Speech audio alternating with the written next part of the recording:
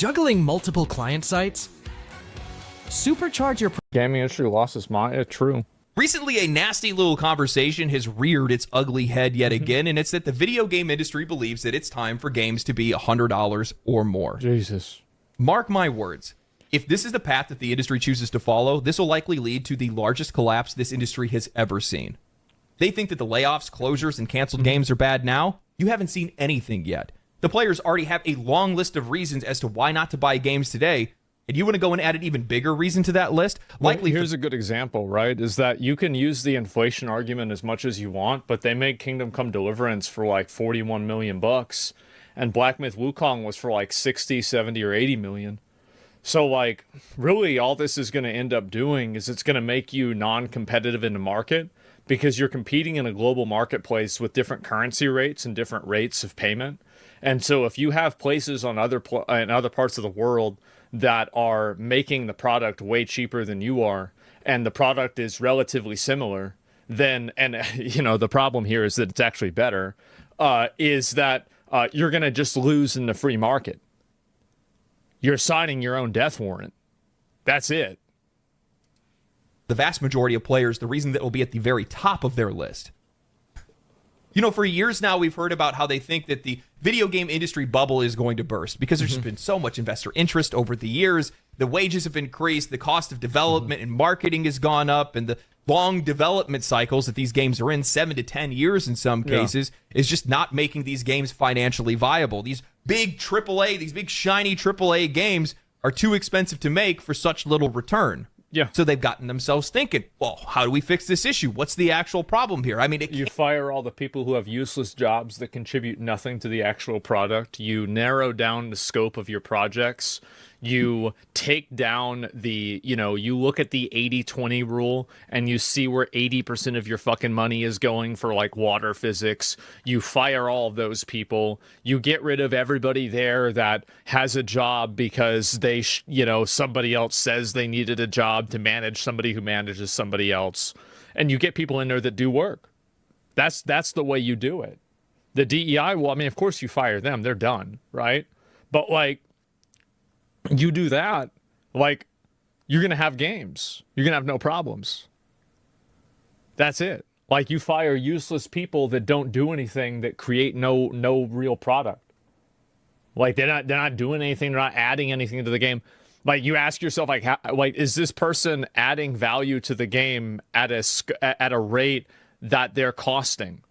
The answer probably for a lot of these people is no. So get rid of them. It's so easy.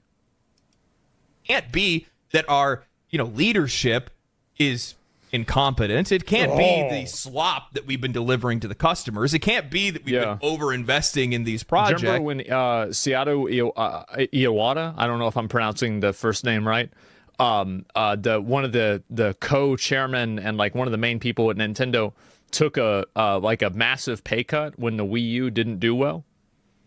I've never heard of a Western CEO or a Western leader doing that.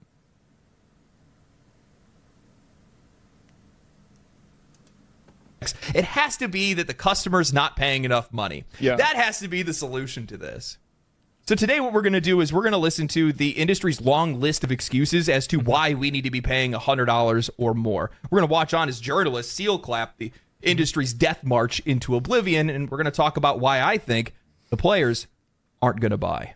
This isn't the first time we've had to have this conversation. Back in 2023, Capcom's president came forward at an event in Japan and explained that video game prices were far too low even after the price hike up to $70, explaining that video game development costs are 100 times more expensive than they've ever been, and games haven't followed inflation like other industries. And he's not wrong. In 1990, a standard game would cost around $50. Adjust for inflation, that'd be closer to $100 today. Yet, even with the price hikes in 2020 up to $70 for AAA games, the reality is... You can justify it however much that you want, and I think that there are a lot of logical arguments that people can make for why a video game should be $100, but all of the logic in the world doesn't make somebody give you $100.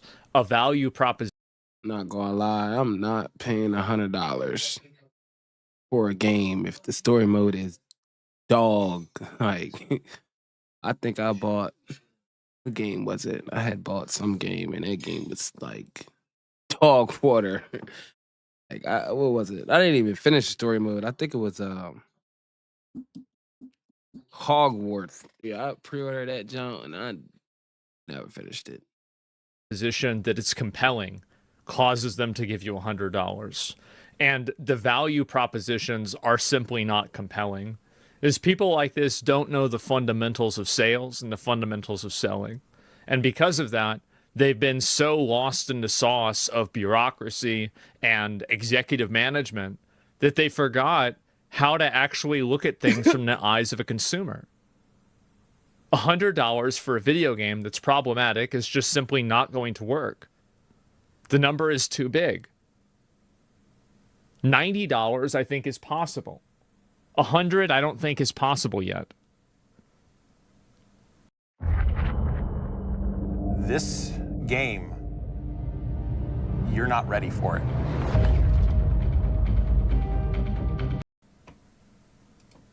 Is that the industry just hasn't kept pace. Over the same time period from 1990s to today, wages, marketing, and development costs have all skyrocketed. Game studios are spending exponentially more money than they ever did in the 90s or early 2000s, so the profit made on the sale of a single game has shrunk year over year. If we were to adjust in line with inflation, need to go after those like kids fire everybody from the federal government. They need to have EA needs to hire them. Blizzard needs to hire those like 21-year-old racists and have them go into Blizzard and just take care of it, right?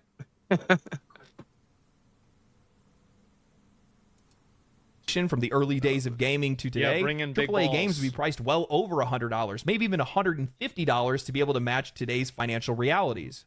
Now, all that makes sense with nuance removed. However, we don't live in a world without nuance. The fact of the matter is that the vast majority of games that are released today make far more money past the point of sale. Something that didn't exist back when games were being made in the 90s and early 2000s, while they still had merchandise, toys, and clothing and There's infinitely many different, like, you can never step in the same river twice, right? And so now you have way less production costs, but you have higher distribution costs in some cases through things like Steam. You also have microtransactions, but you don't have deluxe editions that are as big of a component to sales as they used to be when they were physical copies. You're not selling physical copies anymore, but you also have microtransactions. And so you're comparing so many apples to so many oranges. It's very hard to say whether it's justified or not. And at the end of the day, it's not relevant as to whether it's justified or not. It's only relevant as to whether people are willing to pay that price or not. Because you can justify it as much as you want, and you can be right. Being right doesn't mean people have to agree with you. different things that they could sell. Now today, games have So DLC, foolish. loot boxes, gotcha and gambling mechanics, Carlotta. microtransactions, What a waste of expansions, money. collector's This bitch editions, sucked. and more. I'm sorry, but you can't convince me that video game companies aren't making enough money today, or there aren't enough ways for them to make money. However, games journalists and industry analyst Matthew Ball are going to try to tell us otherwise. In an article written by Eddie Mackich titled GTA 6 could cost as much as $100, I'll pay some it. hope. I'll pay it. Analyst clarifies comments. If Take-Two raises prices to I $80, love how also, like, I hope that Not all gonna lie, these no other glaze. companies that are like slop No glaze, I'll definitely pay that. No glaze. farms don't think that now that GTA 6 Good breaks the retro glass job. ceiling, that now they can charge $100 for like their piece of shit. I really hope that they don't think that's what's going to happen. Like, people pay $100 for Baldur's Gate 4. They pay $100 for Elden Ring 2. They're not going to pay $100 for, fucking generic, fucking random current year slop. Not going to pay $100 for Concord. Not going to pay $100 for Veilguard. It's not going to happen. or more, other publishers could apparently follow suit. Eddie writes, veteran investment analyst and researcher Matthew Ball of Apillion has released a gargantuan 219-page report about the state of video gaming in 2025, and some of the presentation looks at how the video game industry could possibly Iron Man grow in sucks. 2025. In a section titled How fucking Player, garbage. Playtime, and Player Spend Might Return to Growth, Ball Yeah. mentioned a variety of opportunities, including Grand Theft Auto 6 costing as much as $100 when it launches this year. Ball said that there is hope among some in the game market that Take-Two will price GTA 6 at $80 or even $100, which could prove as a turning point for the video game industry. This could break a key price barrier and allow developers to raise their prices as well, he said. Before this, a Baldur's Gate 3 developer said it's not going to happen. People still complain about $70. And also, like, the other issue is that people don't, like, yeah, you can make these sales and one day video games will be an average of $100. But I don't really think that we're there for the average customer yet. I just don't really think so.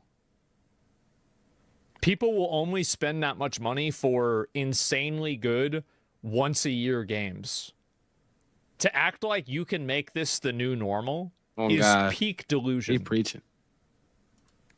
GTA 6 could prompt a shift to more expensive games if Take-Two decides to price it above $70. In a series of follow-up posts, Ball shared further key updates, including how GTA 4 was priced at $90 in real terms, with GTA 5 costing $83. Ball added, your rent is up, movie tickets have doubled, minimum wage, Spotify, Netflix, bus fare, gas, etc. Indeed, nearly all categories are up, not just flat in real terms. And the worst part about it is that he's right about everything that he's saying.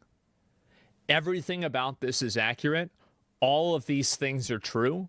But none of it matters if the consumer isn't willing to spend the money. You can make economic arguments, you can show people graphs, but showing somebody a graph doesn't make them give you $80. That just makes them say, wow, damn, that's crazy. While games are at record lows. He went on to say Rockstar's cost isn't sufficient to set the price, but the argument games should be the only thing never to adjust for inflation and thus be, in the strictest terms, worth less every year is not healthy either or a good argument, in my opinion. Ball was not making a prediction himself that GTA 6 would cost $100, only that there is a belief in the market by some that it could happen. For his money, Ball said that GTA 6 will cost $70. I can't believe I have to say this, but customers only ever care about inflation when said inflation affects them and their money. $100 is $100. Whether it's 1990 or 2025, no matter how you spin it, what excuses you make, or what numbers you point to, the vast majority of people just flat out cannot afford those prices. And it's also that, like, there's the psychological marketing, right? I mean, it's like odd even pricing. I mean, this is something you learn. You take one business class in college and you learn this. They probably teach this in high school in some places. That's why everything is $9.99 or $7. It's because people just perceive that to be less money.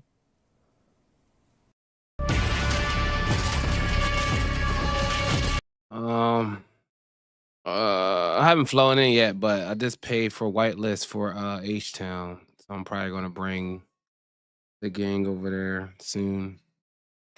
It's actually cheaper than what Trappin was charging. Trappin was charging about like $500 for Gang Block, Helicopter, Insurgent, and some other stuff. But on H-Town, you can get it for like $200, and freaking VIP on there is cheaper. It's like $30. Probably the server I'm applying. Far more difficult time justifying buying games day one or buying games at all. My friends with kids buy maybe 1-2 games a year, or they just spend their money on indie games because they're far cheaper, they tend to have more replay value, and they don't take as long to complete. My friends that are like, these are like my long-term 20-year friends, they play Baldur's Gate 3, Cyberpunk, Factorio, Elden Ring. Oh, and I have a friend, he's playing the new Star Wars Knights of the Old Republic game again. Yeah, I'm not playing it. It's too buggy. Too buggy. Yeah. That's it. Oh, that's an old game? Oh. Terraria. Yeah, I've got another friend plays Terraria. I thought you was talking about the new one. The new one is trash. Without kids, well, they work too much and they can't even justify buying a $70 game, and they just choose to play free-to-play games instead. Gen Z is so maladjusted and ambivalent due to the pandemic that they can't even find work, and even if they do, they can't hold jobs for long. The vast majority of them are choosing to become NEETs out of choice. Who are they playing? Based? True. planning to sell these games to, and where are they going to find the money? When Ball mentions how GTA 4 was priced at $90 in real terms, he's talking about how the price of GTA, adjusting for inflation, was priced above inflation at the time, making $59.99 feel like $90 at the time. Yeah, it was a lot of money. And that's why it should be completely... No, it was a lot of money. Like, my mom was like, she's like, you think I'm gonna buy you a $50 fucking game? How long are you gonna play that game for? I remember back in the day, like Super Nintendo and N64 days, like she was like, you've got to really convince me on this game. You got to sell me on this game.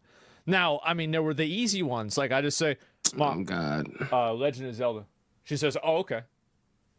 We buy, and I remember it wasn't Majora's Mask. So you had to get, like, remember the N64, you had to get that memory thing, that red shit. And then wasn't Majora's Mask $60? Because it was like a gold cartridge or some shit. I remember we bought it from like a Walmart.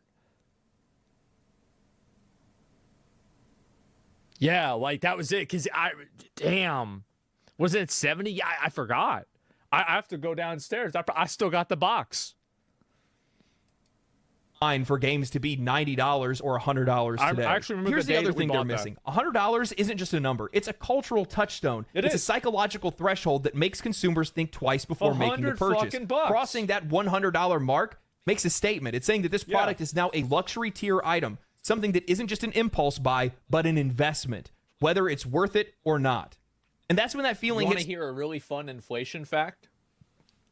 The purchasing power of $3 in like the early 1900s is roughly equivalent to $100 now.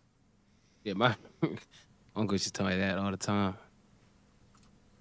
The hardest. It's not just about the price tag. Isn't that It's about the cute? perception of value and what people can reasonably spend That's in real an cute, already right? stretched economy. Look, a $100 purchase feels like it demands a justification. I can't tell you guys how many times I had to overcome dread when I was wanting to upgrade from a $30 webcam and a $50 microphone. Yeah. For many, this is going to be a breaking point. The moment where games start to feel more like an exclusive club for the people that can afford it and less like a pastime accessible to anyone who loves the medium. That's It's a- also another really big problem he's bringing up is that video games are mainly for young guys, and young guys care about video games the most because video games are the first place that young men have an opportunity to prove themselves on an even playing field with other people that are not just their peers. So, like, for example, when you play a video game in Fortnite, like, let's say you're playing Marvel Rivals and you're 14, you're not going to get gapped by some 30-year-old with a job. Now, the reality is that you actually have an advantage over him, not just genetically because you're younger, you have, like, naturally faster reflexes, but also because, like, you don't even know what a mortgage is. You have an income tax. What the fuck is an... So a 401k, what is that? You're 14 years old. All you know about is, you know, playing this character and being good at this, right? You don't even know, like, a 1040. Like, what's a 1040? Is that like a, you know, is that like a Fortnite move or something? And so, yeah, you don't even know shit. So you can, like, 100% zero in on a video game. And so, yeah, is that the new graphics card or something?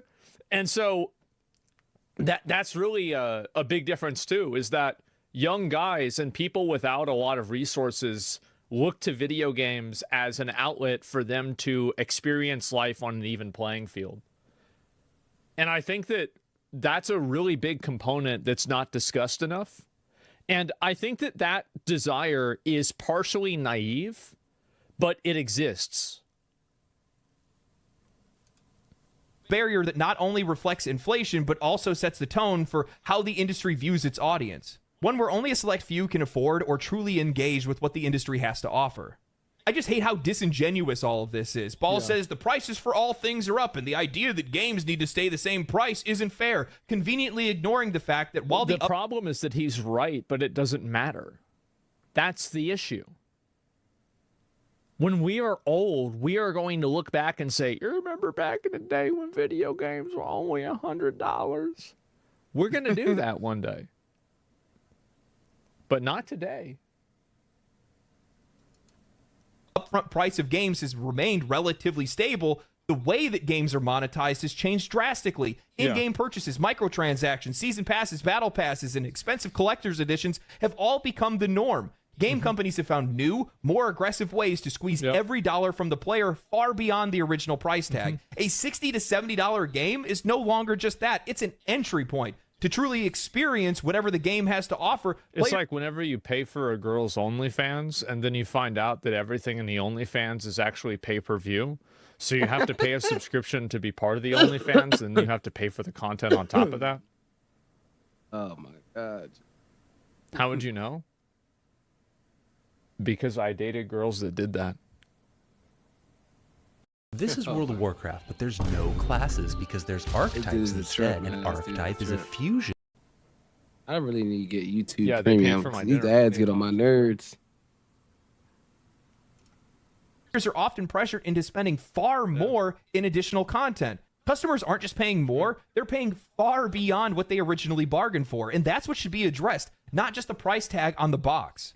And what's even more funny about all of this is the fact that the writer of this article actually ended up using the Baldur's Gate 3 developers' words out of context. And by the way, if you guys have paid attention at all to I journalism love over how the they like to compare like Baldur's Gate 3 to like the new Assassin's Creed or like Star Wars Outlaws. Like, oh yeah, this is like these are both AAA games. Like, yeah, these are both AAA games. Yeah, like a firework, like a black cat and a grenade are both explosives. They both explode. Yeah, for sure. last couple of years, they've been using Baldur's Gate 3 developers out of context constantly because they think it adds some type of emotional weight to whatever their words are. Like, Yeah. oh, look, here's this great developer that made a game that everybody loves saying that they agree with us, when 9 times out of 10, their words are completely out of context. Yeah. They used it here saying that everybody's just waiting for GTA to increase the price, acting like the Baldur's Gate 3 developers want GTA to increase the price. When Yeah, but I don't think we'll get there with DLC promises. Yeah, so that's a really the important original tweet component. that they had made was talking about how Yeah. much they hated artificial price structures and gouging that we see in today's gaming industry. The original tweet actually said, I don't love the artificiality of pricing structures post-retail. Use the inflated base price to upsell a subscription Yep. and use vague content promises to inflate ultimate editions to make the base price look better. It all seems a bit dangerous and disconnected from the community. That's a I fact. think the game should be priced according to its quality, breadth, and depth. I'm not against higher prices, That but is how it used to fucking be, and they stopped doing this in the GameCube era. Before that, that's how it used to be. And this guy's, you can tell, look at his hairline. He remembers that. this arbitrary uniformity just doesn't make sense to me. It feels so unserious. I'm going to go off for a second.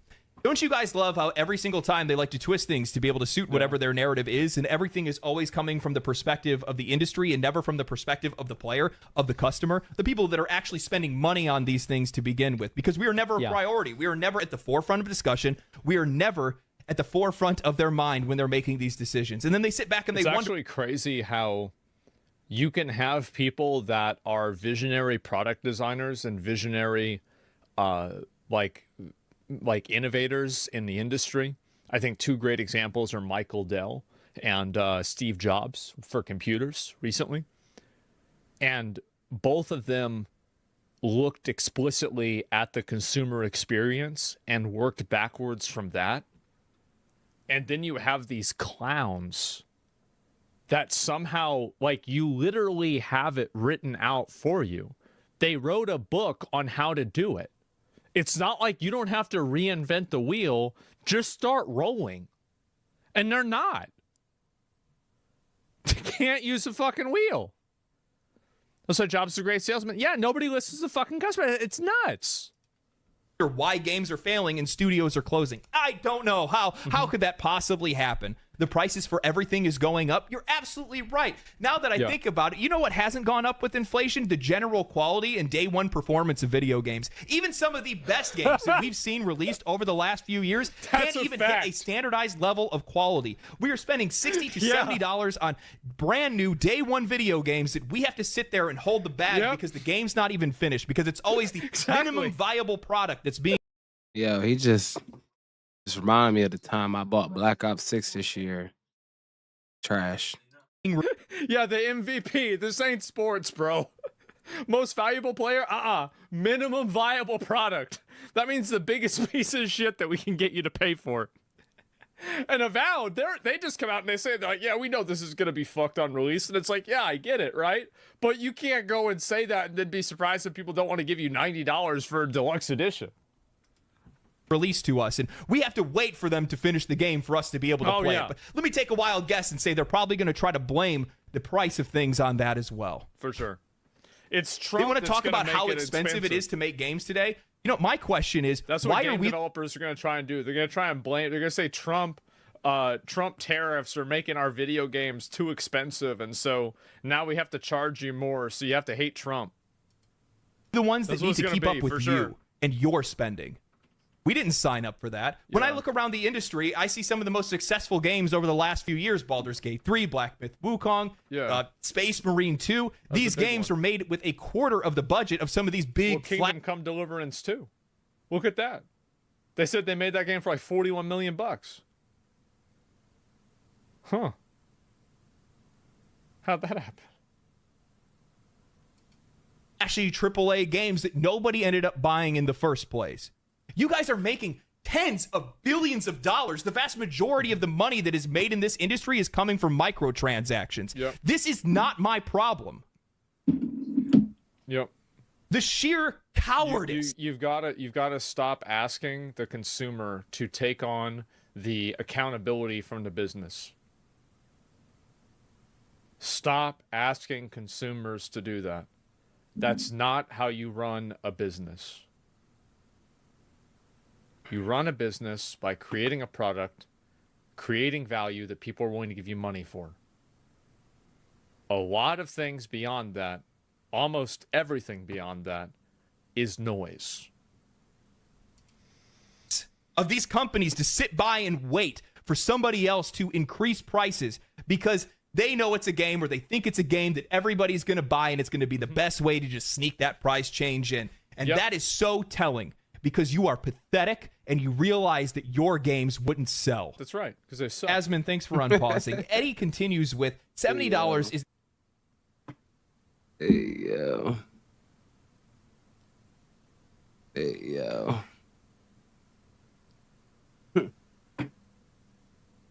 You're not a child, you're a man. So stop wearing so many layers to go outside and get the bearskin tactical hoodie for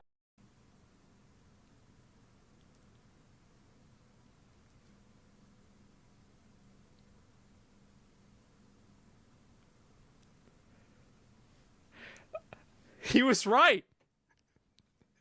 I mean, shit, he was right. I mean, fuck. I don't know what to say. Yeah. the current market rate for new AAA releases. And in fact, it was Take-Two Okay. that was among the first to raise prices from $60 to Okay. $70 back in 2020. Many are naturally wondering if Take-Two might raise prices again for GTA 6's launch. But it remains to be seen if that'll happen. Beyond updating the sticker price for games, video publishers have found other ways to be able to make more money out of players, including expensive editions, microtransactions, and battle passes, just to name a few.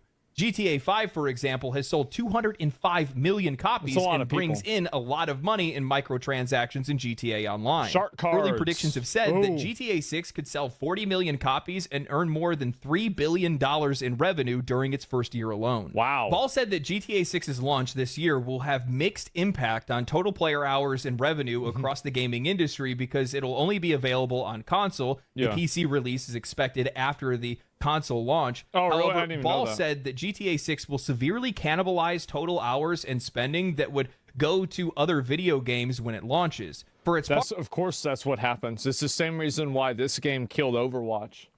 Like, you see this game going like this, you see Overwatch going, it's dying.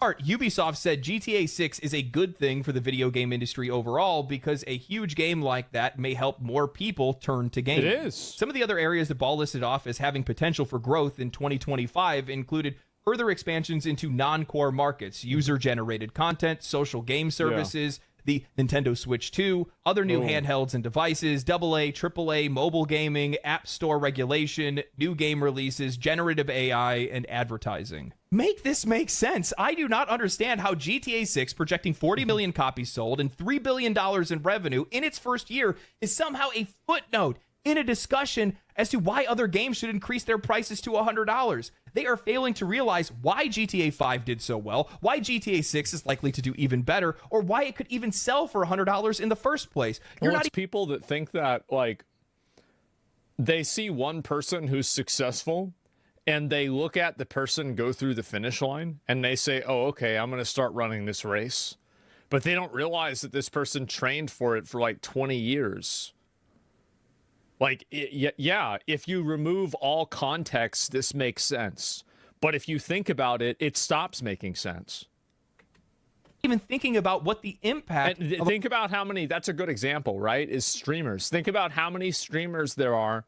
Oh, well, all you do is just sit there and play video games. Well, I can do that, and I'm going to stream and be a millionaire. And then you do it, and nobody watches the show. Oh, God. I think that's another good example. In a way, it worked before. Yeah, exactly. That's just how it isn't.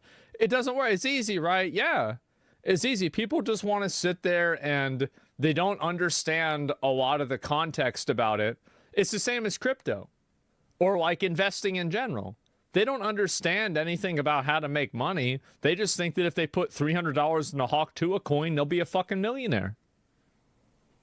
A price increase would be on other games and other studios outside of one of the biggest video game franchises of all time.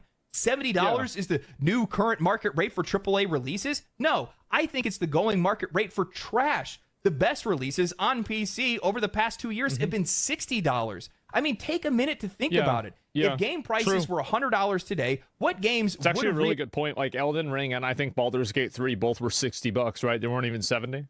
Realistically come out at $100. Suicide Squad Kills the Justice League, Assassin's Creed Shadows, Skull and Bones, Star Wars Outlaws, Dragon Age the Veilguard, Diablo 4, Call of Duty, The Sims, sports games, trash, generic slop, and in some cases, absolute dumpster fires. And while some of them still would have reached an audience, they wouldn't have reached an audience of the same size because they would have cut off their leg to save a foot in regards to the game's price. I mean, think about what you're saying here. Even Ball mentions how GTA 6 is likely to cannibalize the sales and playtime of other games when they're released. Now imagine these morons raising their prices to $100. Good games sell well and bad games don't. And from my perspective, if the price of games were to increase, it's going to price a lot of players out of a lot of games and the entire market is going to shift. Good games. Another really big component to this that's not considered enough is the effects this has on second world and third world country markets. And I think that the biggest one is South America. South America are some of the most dedicated and invested communities online for video games in the entire world. And so when you make games like that and you don't have regional pricing for people like that, you lose this massive fan base that you could potentially have. Big numbers. Yeah, exactly. Like it's insane. Will sell well and bad games won't sell like at all. We're only thinking about this from like a Western first world country catastrophic POV. consequences for some of these studios, and the So for gap everybody between else, it's successes like 10 is going to times become worse. an ocean many studios cannot cross. I do not understand why the conversation isn't focused around how much money these companies are spending on games. Companies that cannot properly budget their own projects, set realistic sales projections, or even target an audience's needs properly. Ubisoft spends hundreds of millions of dollars on a busted-ass pirate ship simulator. EA invested hundreds of millions into an educational HR video disguised as Dragon Age. Educational. That's about right. And we have so many more studios that are torching millions of dollars on bloated games filled with busy work and realistic eyelashes. What are we doing here? Exactly. Nobody gives a fuck. Original remaster. Like, I'm sorry, but like... Empower any SMB customer or prospect to instantly create beautiful websites. Nobody asked.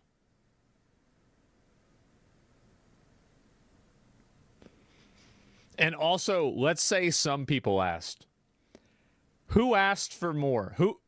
Which group of people had more askers? This or Bloodborne? This industry is in a state of entropy where they just keep pressing forward, they keep spending more money, they're adding nothing to the core experience, and the customer is the one that is expected to keep up with their spending. They want to blame the failures of the industry Luckily, there's a Chinese knockoff version of that game coming out that looks like it's going to be way better. They stole everything from Elden Ring, so I'm going to assume it's going to be pretty fun. Yeah, you can even build mechs and shit like that in the game. It's going to be awesome. Total fucking knockoff. not making enough money, only to distract from the fact that it's Light their of fault Ultron. that people Yeah. are losing their jobs. They Studios are stole closing everything and from sales Verizon. are dwindling. I can't wait to I play actually it. read through Matthew Ball's 223-page presentation, and he 200? unwittingly proved it himself. In 2020, IDC, Google, ARC, and S&P all made projections on what they thought the industry would look like with its growth in the coming years. They viewed the pandemic boom as an accelerant, not an anomaly. Yes, these idiots thought that COVID was the future. ARC Investments forecasted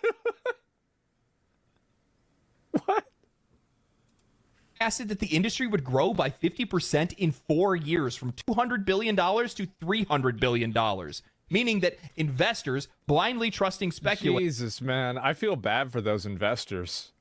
They really got hoodwinked.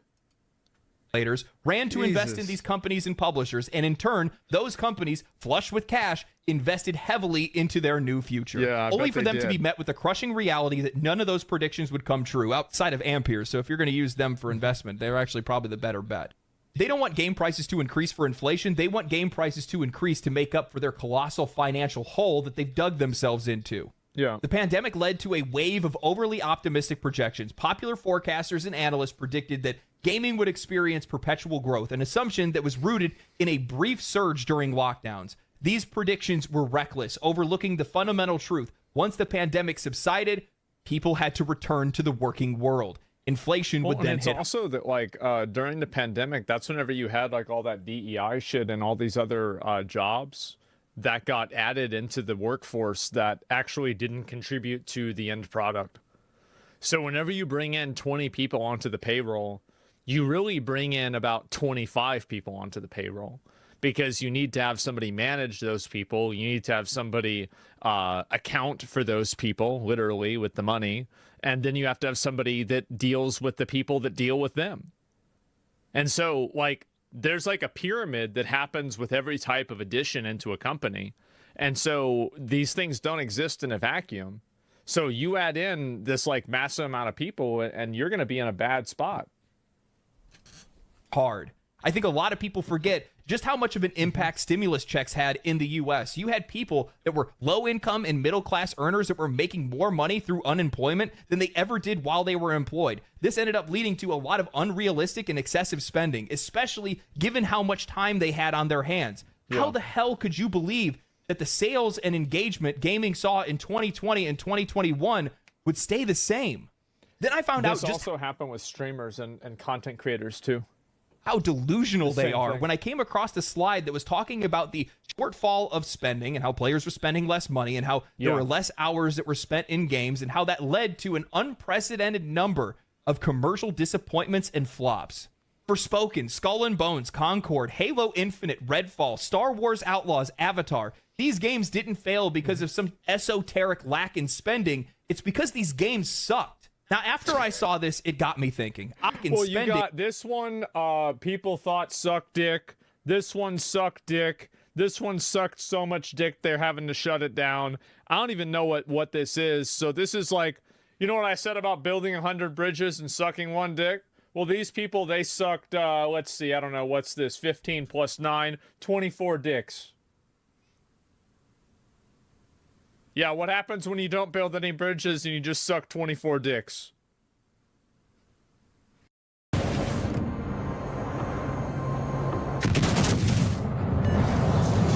Concentrate fire on the target. Enemy battleship sunk.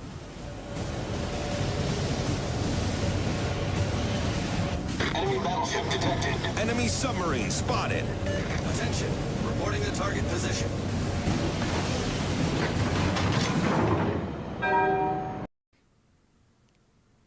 Not so good, huh? It's because these games sucked. Now, after I saw Yeah. this, it got me thinking. I'll admit In that a I was row? taken aback when I saw just how much As a matter of fact, yes.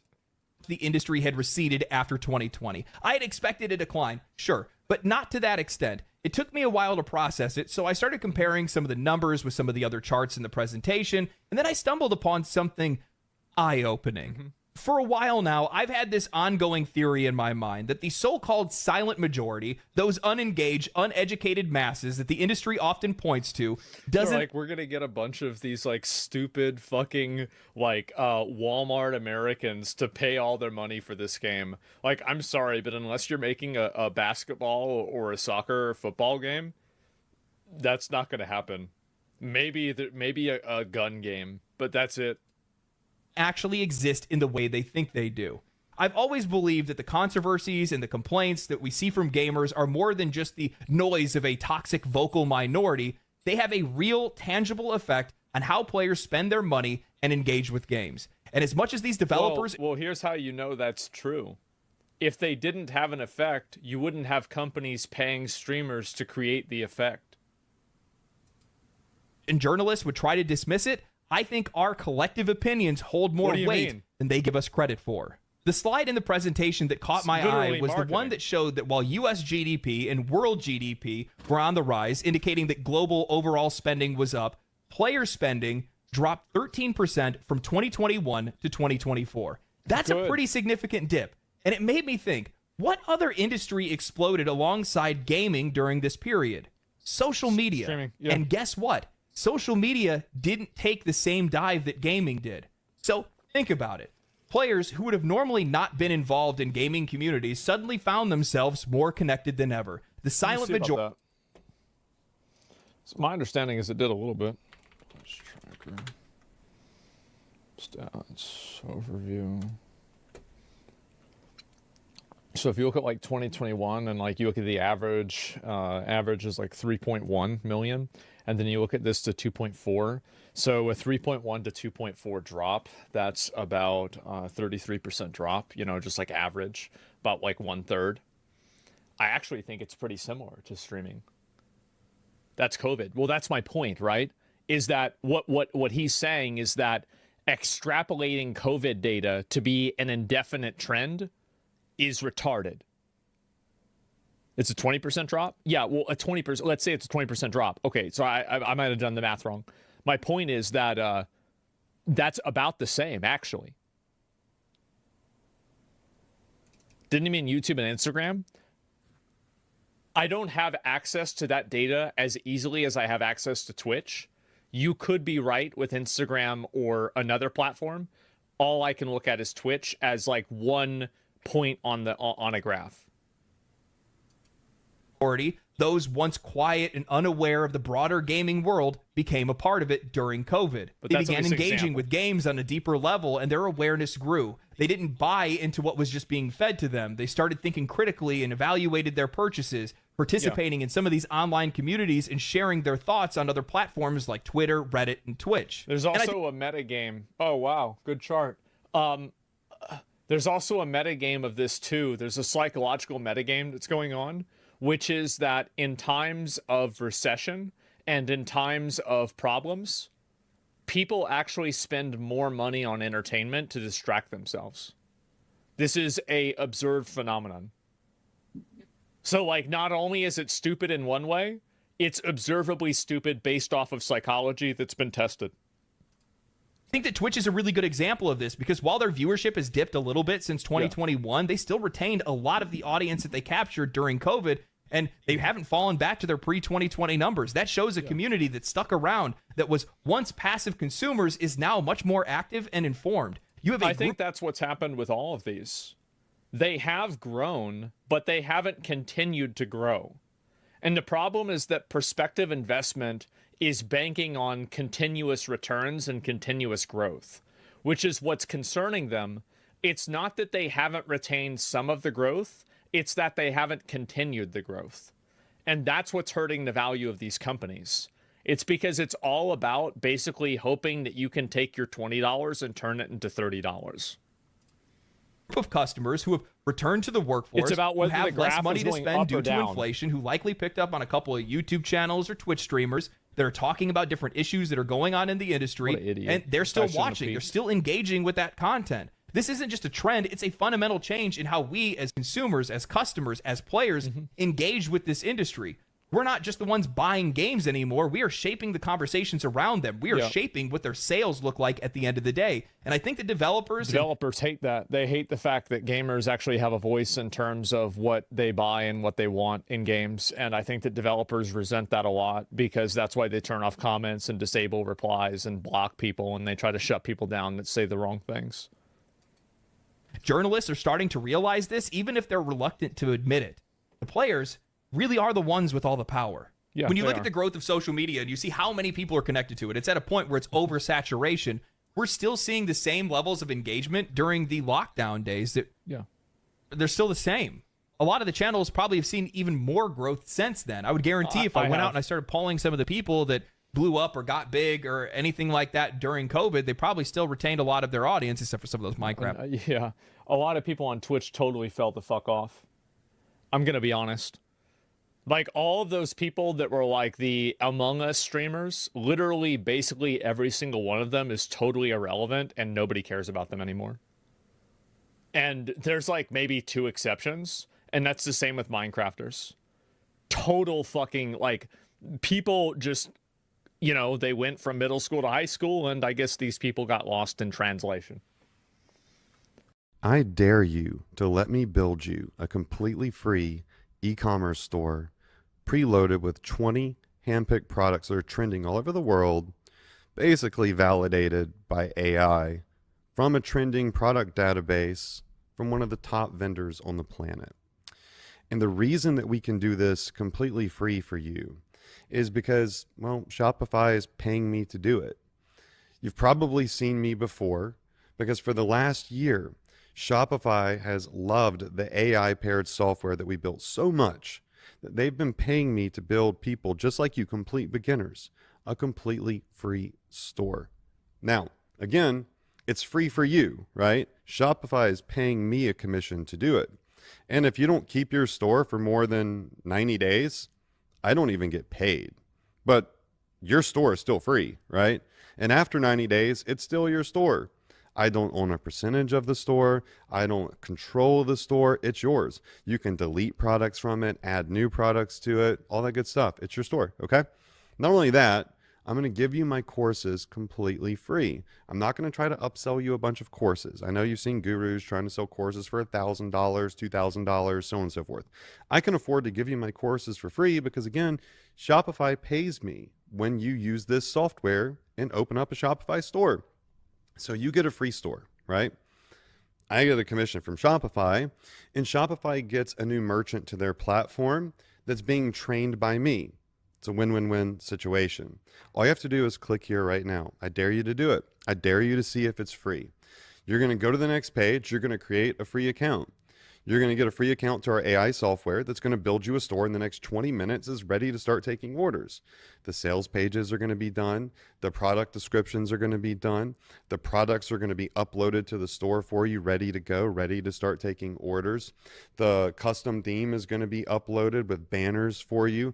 It's going to be ready to go. It's weeks of work and thousands of dollars worth of design done for you, all by AI, completely free. The only thing that you have to do is create your own Shopify account. And again, the reason I'm able to do this for free is because Shopify is paying me. I'm awarded as the most innovative commerce coach in the world by Shopify. Shopify follows me. They like a lot of my ads. And this is something that Shopify is 100% aware of and loves. That's why they're paying me to do it. So you can go pay somebody for a bunch of courses. You can go pay somebody to build you a store, or you can just click here and let our AI software build it for you for free. And you'll have an epic, professional, optimized store ready to go in the next 20 minutes. The choice is yours. But if you want to get started right now, by the person that's awarded as most innovative commerce coach in the world, that's going to give you courses for free, build your store for free, then you got to click here right now. Again, I dare you to do it. I dare you to see if it's free. Not a dime's coming out of your pocket for my services. Shopify is paying me to give them to you. Let's go.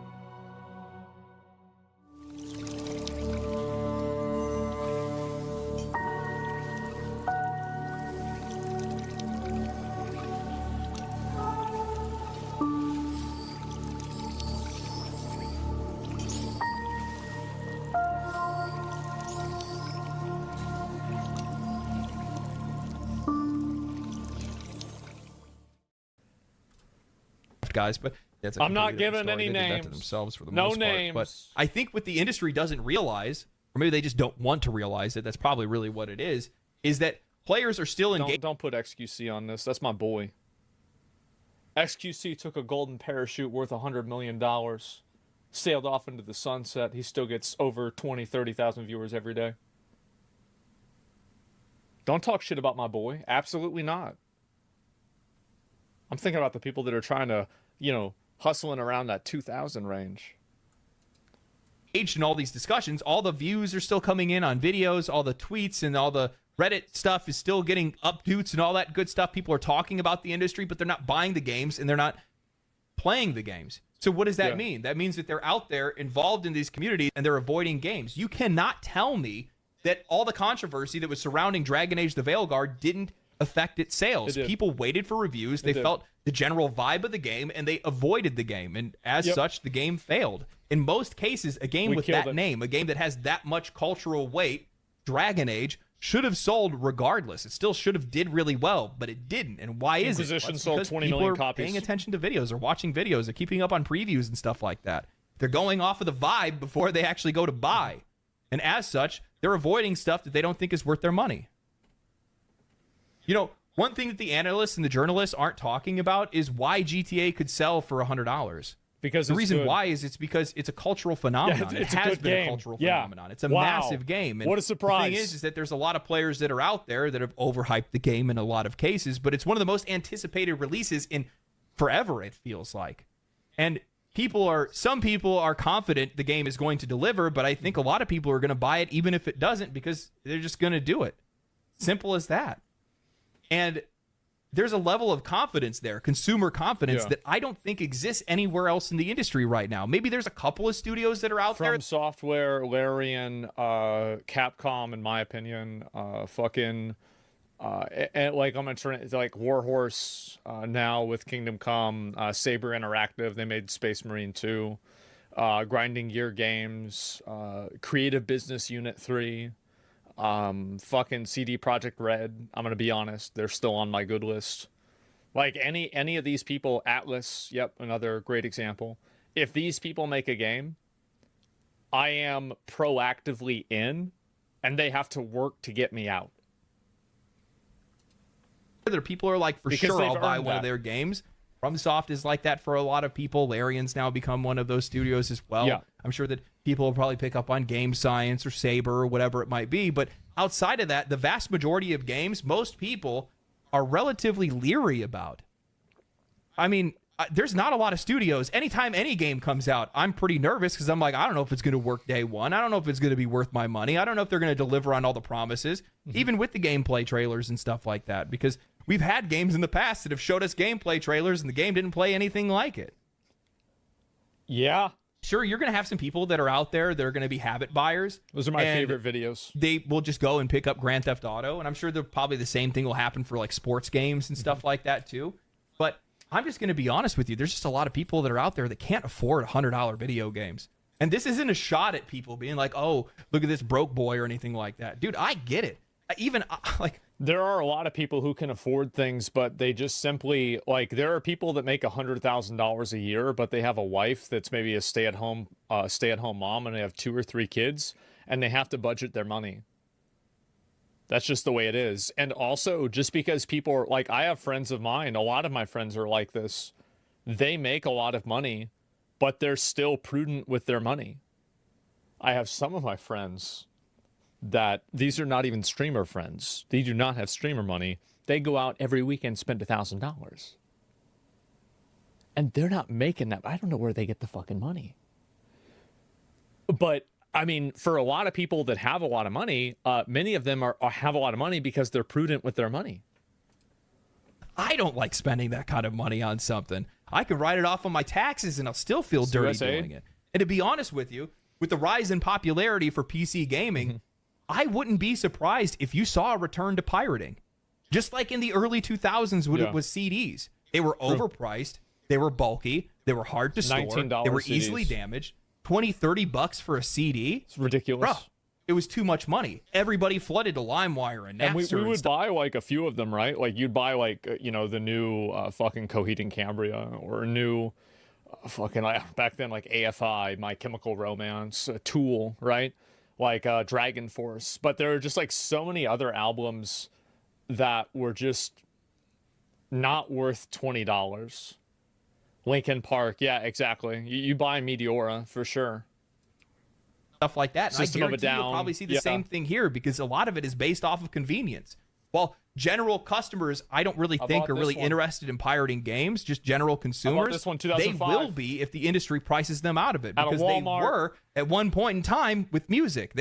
Back in the day, nobody had any problem downloading movies, TV shows, and music, and still in a lot of cases people do. The only reason why they do it today is because it's convenient and relatively cheap in their eyes, because they're spending it on subscription programs or whatever it is. This is going to be devastating to the industry if they make this choice, because, like I said before, listing off some of the games, think about the games that they would actually sell for $100. The vast majority of games that release in a year aren't worth that kind of money. they're not. And you know for a fact, anytime there's some type of just generic, They're not worth that entry fee. And that's another really big component, is that for some people that get into a video game, they will pay $100 in a video game through microtransactions and other types of fees. But it's like a cover charge, right? Like there would be a lot of bars that, like, I remember, this is like going back 10 years, and actually, oh my God, more than 10 years now, that I would go downtown and I would go to bars and clubs with friends of mine, right? I know you might not be able to believe this, but this was in another 3,000 years ago, right? And so on 6th Street, downtown Austin, we would just never go in places that had a cover charge. We just never would. And so, like, if you have a high enough cover charge, there are going to be some people that are just not going to go in. And the higher the cover charge, the higher the probability is that you have people that just don't even go in. Yeah, Cody knows. Yeah, exactly. He's in chat. Yeah, facts. Exactly. No, for sure, right? And you know, some of those fucking places, it's not worth spending $15 to spend $20 on a shot. You might as well just go somewhere else and spend $20 on a shot anyway. blanket price increase. What's the cover charge? to get inside they're all going to go establishment. for it. And they're all going to fail. Outside of a handful, maybe 1, 2, 3 games a year, maybe. And the funny thing is that even those games are going to suffer, because most people aren't going to be able to justify $300 on 3 games. That's crazy. That's crazy. You out of your mind? Yeah, true. That's half a console. What are you thinking? Well, it is now with the Concord tax. Even a price increase up to $80, I think, is going to be too much. It's just, I don't care what people say about, how realistically money feels today because of inflation or anything like that. $80 to $100 is a lot of money. And for most people, they're just going to pass on it.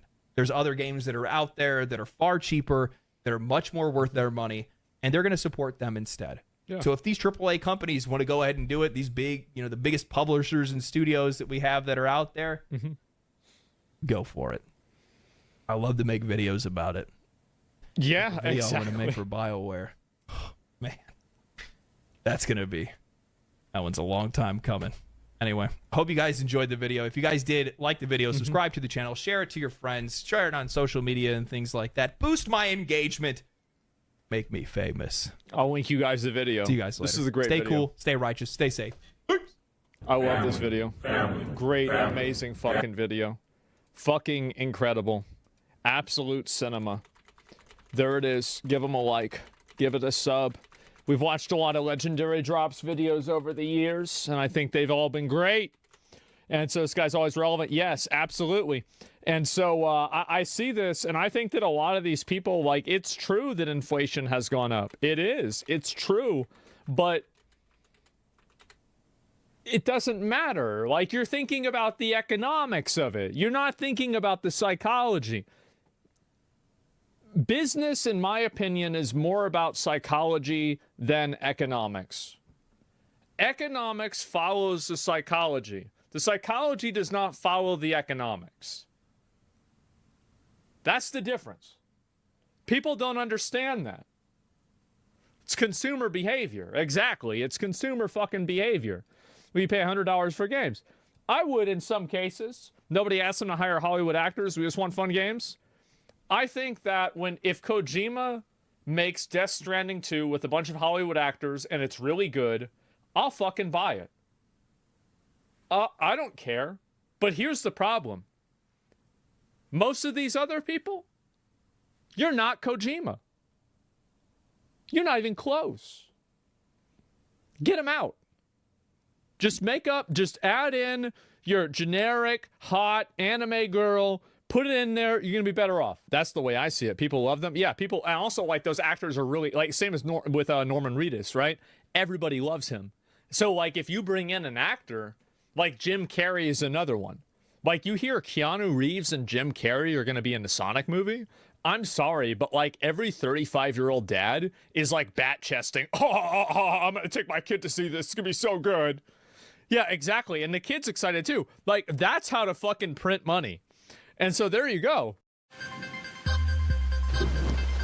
A tiny pinch of Knorr chicken bouillon will save you more gas than driving downhill. Because just one sip of this delectable silky chicken ramen noodle soup will put an end to your drive-through dinner rituals. It's time to bring out the cook in you and tell him to throw that Knorr bouillon in that tasty silky combo of delightful carrots, luscious mushrooms, and a touch of bok choy. Make your own Knorr taste combo. It's not fast food, but it's so good. Chest, feet, and even down there. That's care everywhere. Everywhere.